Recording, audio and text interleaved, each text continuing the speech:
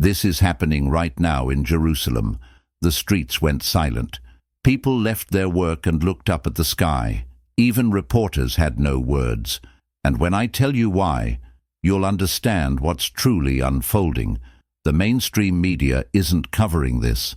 They don't want you to see what's really happening. But the truth can't stay hidden forever. You're watching this because something in your spirit recognizes this moment as different. The ancient stones of the old city shimmered under the morning sun as dawn broke over Jerusalem. The dome of the rock glowed gold beneath a clear sky, while synagogues, churches and mosques all stood in reverent silence. This was the same soil where prophets walked, the same streets that heard the Messiah's footsteps. It began with a sound, not thunder, but something deeper, a resonance that seemed to vibrate from within the stones themselves. People throughout the city stopped in their tracks. Phones were forgotten mid-conversation, prayers halted mid-word. "I felt it in my chest first," said Sarah Cohen, a shopkeeper in the Jewish quarter, "like someone was calling my name, but without words. I've lived here 63 years, and I've never experienced anything like this." Within minutes, thousands gathered in the streets, drawn toward the old city as if by an invisible current. Not in panic, but in wonder. Muslims left their shops. Christians emerged from churches. Jews paused their prayers at the Western Wall, all looking upward. That's when it happened. The cloudless blue sky above Jerusalem began to shimmer, like heat waves rising from summer pavement. But this was different. The air itself seemed to fold, creating what witnesses described as a parting or opening directly above the Temple Mount. "It was like watching water separate," explained Michael Stern, an American tourist who captured brief footage on his phone before the device mysteriously powered down.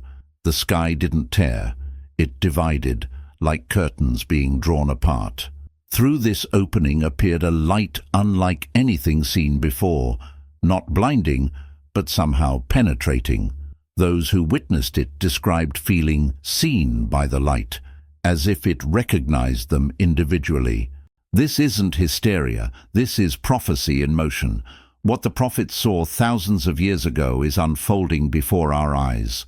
In Zechariah 2:5, the prophet wrote, "For I, says the Lord, will be a wall of fire all around her, and I will be the glory in her midst." And in Acts 2:19, "I will show wonders in heaven above and signs in the earth beneath." My friend, can you feel this in your spirit? Do you realize we are witnessing what generations only dreamed of? God is moving the pieces of the end times. The veil between heaven and earth is getting thinner. This is just the beginning. Today, something impossible appeared over the Temple Mount. The phenomenon lasted exactly 7 minutes. 7, the number of completion in Hebrew understanding. 7, the number of days in creation. This was no coincidence. What the authorities aren't telling you is that during those 7 minutes, something extraordinary happened to everyone who witnessed the event.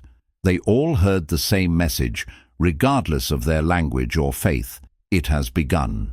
3 simple words that resonated not through their ears, but directly within their hearts. The morning light bathed Jerusalem's limestone buildings in a golden glow as the phenomenon continued. The separation in the sky widened, revealing what some described as a realm beyond our own, colors that don't exist in our spectrum, patterns that seemed alive with purpose. Rabbi Benjamin Kaufman was leading morning prayers when it happened. The ancient prophets spoke of windows of heaven, he said, his hands still trembling hours later. I always thought it was metaphorical, but what we saw, this was literal. Heaven opened its gates over Jerusalem today. Simultaneously, across the city, people reported hearing their names called, not audibly, but with absolute clarity within their minds. Each person felt personally addressed, invited to witness what was unfolding. "I heard my childhood name," said Omar Faisal, a shopkeeper in the Muslim quarter. "The name only my grandmother used. How is this possible? And yet, I felt no fear, only recognition. As the light from the opening intensified, something like golden mist descended over the Temple Mount, not falling like rain, but flowing like a river, covering the sacred ground where Solomon's temple once stood, where the Second Temple witnessed the footsteps of Jesus, where the Dome of the Rock now stands. This mist seemed to restore rather than destroy. Ancient stones gleamed as if new, cracks sealed themselves, and plants burst into sudden bloom. In Isaiah 4:5, the prophet wrote, "Then the Lord will create above every dwelling place of Mount Zion, and above her assemblies a cloud and smoke by day, and the shining of a flaming fire by night." And in Revelation 21:3, "Behold, the tabernacle of God is with men, and he will dwell with them." The connection is undeniable. God is revealing himself again in Jerusalem, just as the prophets foretold. The ancient and modern are converging in ways that cannot be explained by science or dismissed as mass hysteria. Can you feel the weight of this moment? The spiritual significance that transcends our daily concerns? Something is awakening in Jerusalem, and it's calling to all who have ears to hear. Jerusalem stopped this morning for a reason no one can explain. What you won't see on regular news channels is the unprecedented gathering that followed. People from every nation currently in Jerusalem, tourists, pilgrims, workers, diplomats, all converged on the old city without coordination or announcement. A spontaneous assembly of humanity drawn by something beyond understanding. As midday approached, the golden mist that had descended over the Temple Mount began to form distinct patterns. Those with knowledge of ancient Hebrew recognized the shapes of letters, not modern Hebrew, but the Paleo-Hebrew script used in biblical times. Messages appeared and dissolved like living calligraphy in the air. Phrases that witnesses translated as return, prepare, and I am coming soon. David Levinson, a professor of archaeology at Hebrew University, abandoned an important lecture to witness the event. "What we're seeing defies historical precedent," he explained, his academic skepticism visibly shaken. There are accounts throughout Jerusalem's history of strange lights and phenomena, but nothing documented with this level of collective witness. The most remarkable aspect was the harmony among the gathered crowds. In a city often divided by religious and political tensions, people stood shoulder to shoulder in reverent silence. Muslims, Christians, and Jews, traditional enemies, found themselves united as witnesses. "We were no longer defined by our differences," said Sister Maria, a Catholic nun who has lived in Jerusalem for 20 years. "We were simply humans in the presence of something greater." As the phenomenon continued, people began sharing water, food, and shade without prompting. Small acts of kindness multiplied throughout the crowd. Children from different backgrounds played together. Elderly people were given places to sit by strangers. This transformation of human interaction was perhaps as miraculous as the sky opening above. Around 2 p.m., another wave of the unexplainable began. People throughout the crowd started speaking in languages they didn't know, not in chaotic shouting, but in calm, clear conversation with those around them. Language barriers dissolved as visitors found themselves understanding each other perfectly. "I was standing next to a man from Japan," recounted Rachel Greenberg, an American student. "Suddenly, I could understand everything he was saying, and he could understand me. But we weren't speaking English or Japanese. It was something else entirely, yet perfectly clear to both of us." This echoes the prophecy in Zephaniah 3:9. "For then I will restore to the peoples a pure language, that they all may call on the name of the Lord, to serve him with one accord." And in 1 Corinthians 13:12, "For now we see through a glass, darkly, but then face to face." My friend, can you recognize the pattern unfolding? These are not isolated incidents, but connected pieces of a divine mosaic being revealed in our time. The world wants to dismiss this as mass delusion or atmospheric phenomena. But those who witnessed it know the truth. Something from beyond our realm has reached into ours, leaving no one who experienced it unchanged. What does it mean for you, watching this now? It means preparation. It means awakening. It means the time for spiritual slumber has ended. Today, heaven spoke over Jerusalem. What happened next was witnessed by over 10,000 people, yet you'll find almost nothing about it online. Platforms are removing videos. Accounts sharing the event are being suspended. But truth finds a way. As afternoon shadows lengthened across Jerusalem's ancient walls, the phenomenon evolved. The opening in the sky began to pulse with rhythmic light, like a heartbeat. With each pulse, witnesses reported feeling a synchronization with their own heartbeats, creating a profound connection between heaven and earth, between the divine and the human. At precisely 3 p.m., the hour when Scripture tells us darkness fell during the crucifixion, a column of light descended from the opening, touching the ground at the center of the Temple Mount. Not a harsh, blinding beam, but a gentle illumination that seemed to reveal rather than conceal. Within this column, witnesses reported seeing shifting images, scenes from Jerusalem's past, present, and what many believed to be its future. The building and destruction of the temples, the prayers of generations, moments of both profound peace and devastating conflict. It was like watching the city breathe through time, described Rabbi Eliezer Cohen, who witnessed the event from the Western Wall Plaza. I saw Jerusalem as it was, as it is, and as it will be, all simultaneously. The most startling moment came when the light column widened, and within it appeared what multiple witnesses described as living letters, symbols and text that moved with purpose and intelligence. These were not just Hebrew or Arabic or Greek, but something more fundamental, a language that seemed to predate human civilization. I couldn't read it with my eyes, explained Father Thomas, an Orthodox priest, but I understood it with my heart. It spoke of restoration, of something broken being made whole. As this occurred, a gentle wind began to blow from the east, from the direction of the Mount of Olives.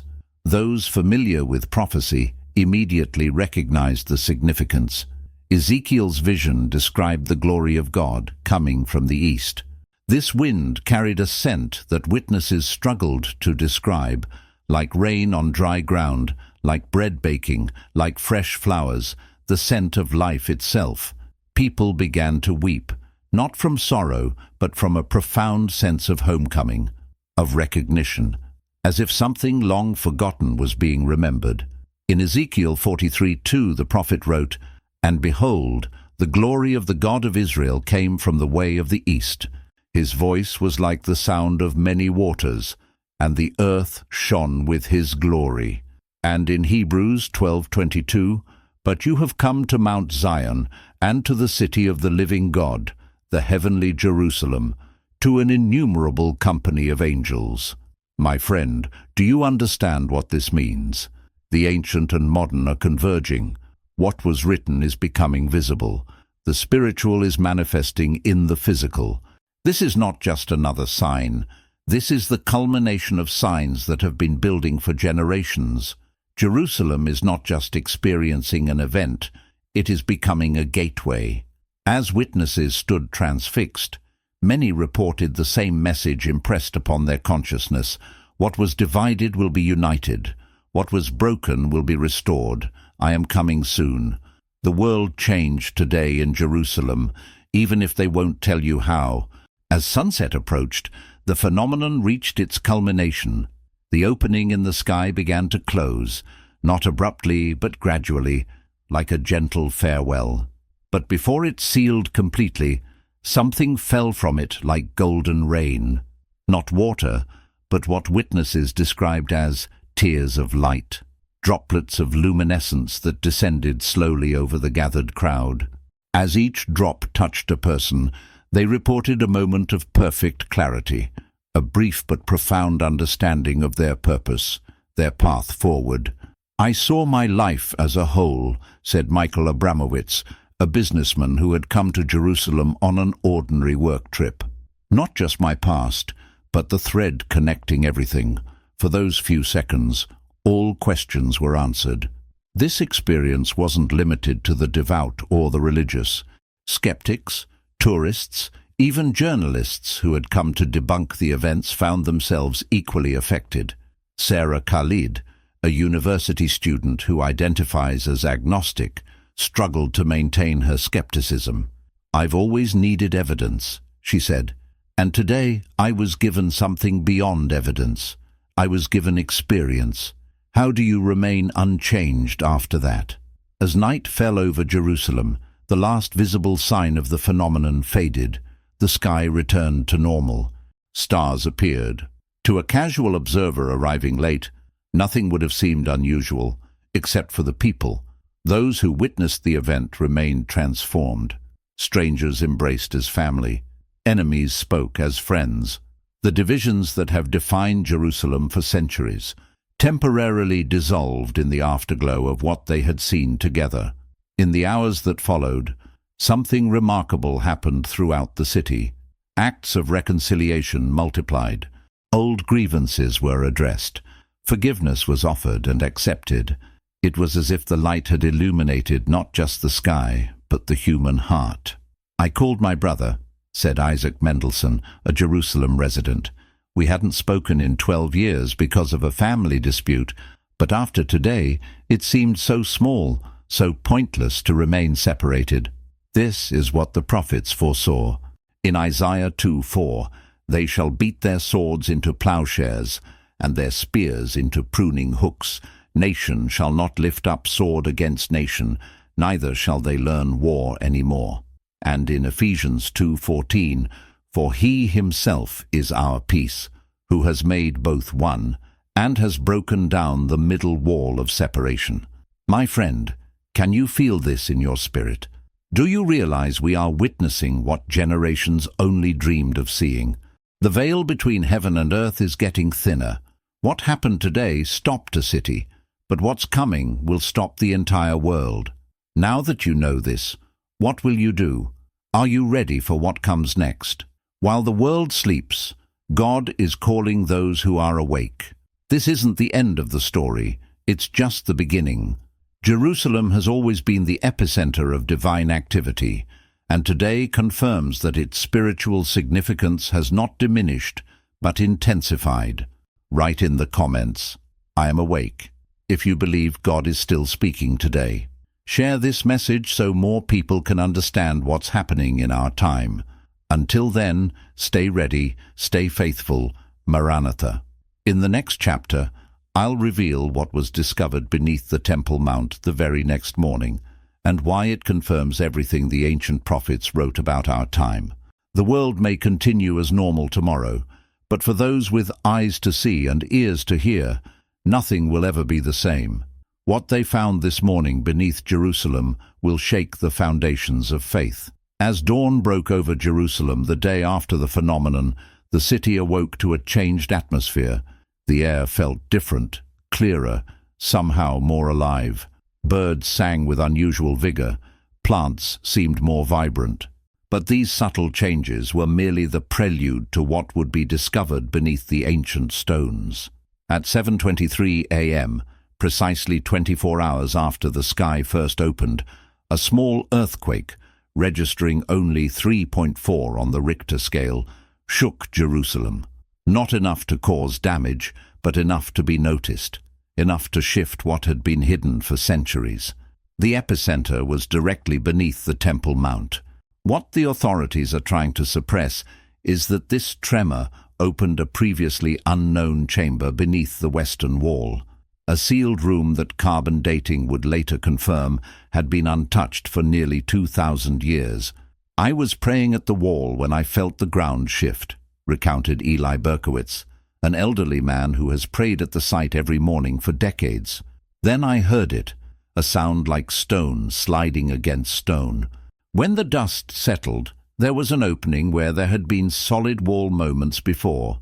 The chamber revealed was small, approximately 12 feet square, but what it contained has sent shockwaves through archaeological and theological circles. Inside were preserved scrolls, artifacts, and stone tablets that had been carefully sealed away in ceramic jars. Initial translations of the scrolls revealed writings that appear to be from the same period as the Dead Sea Scrolls, but with a critical difference. These writings explicitly describe a parting of the heavens and a return of divine presence that would occur in our time. These are not vague prophecies that could be interpreted multiple ways, explained Dr. Hannah Rosenthal, one of the first archaeologists allowed to examine the find. They contain specific details that match exactly what thousands witnessed yesterday. The timing is, well, there is no scientific explanation for such precision. Among the artifacts was a small alabaster box containing what appears to be soil, but soil unlike any known to science. When examined under microscopes, researchers discovered it contains organic structures that defy categorization, neither plant nor animal, but somehow alive in a way modern biology cannot classify. Well, it's as if we're looking at the building blocks of life itself, said Dr. James Chen, a biologist called in to examine the samples. Something more fundamental than DNA, more basic than cells, something primordial. But the most significant find was a stone tablet with inscriptions in 3 ancient languages, Hebrew, Aramaic, and a third script that linguists are still working to identify.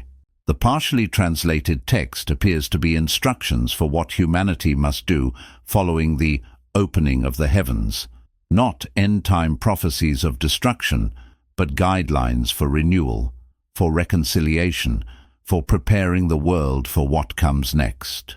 The tablet speaks of 3 signs that will follow the opening, shared Rabbi David Levi, who was permitted to view the findings. First, a healing of divisions. Second, a revelation of truth that has been hidden. Third, the appearance of messengers who will walk among us. This aligns perfectly with Malachi 3:1. Behold, I send my messenger, and he will prepare the way before me. And in Revelation 11:3, and I will give power to my 2 witnesses, and they will prophesy. The most startling aspect of the chamber wasn't what it contained, but how it was sealed. The stone that had concealed it for 2 millennia showed evidence of being melted and reformed, as if by intense heat that somehow affected only the entrance. Modern technology cannot replicate this selective melting. As news of the discovery spreads through unofficial channels, pilgrims are flooding into Jerusalem from around the world. Airlines report all flights to Israel are suddenly booked solid. Hotels have no vacancies. The city is preparing for an influx unlike anything seen in modern times. My friend, do you see the convergence happening? First, the heavens opened. Now the earth reveals its secrets. This is not coincidence. This is divine orchestration. The authorities will try to control the narrative, to study these findings in secret, to dismiss their significance, but they cannot contain what has been set in motion. For those with discernment, the meaning is clear. Preparation has ended. The time of unveiling has begun. These artifacts weren't meant to remain hidden in museums or private collections. They were sealed away specifically for this moment, for this generation. Their discovery now is as much a part of the prophecy as their creation was 2,000 years ago. What does this mean for you, watching this now? It means decision time has arrived. The fence of neutrality is disappearing. Each person must choose which side of prophecy they will stand on. Write, "I am ready," in the comments if you understand the significance of what's unfolding. Share this message with those who need to be prepared. The window of awakening won't remain open indefinitely. Until next time, when I'll share exclusive footage of what witnesses are calling the messengers who have been appearing throughout Jerusalem since this morning, stay watchful, stay faithful. Maranatha, the Lord is coming.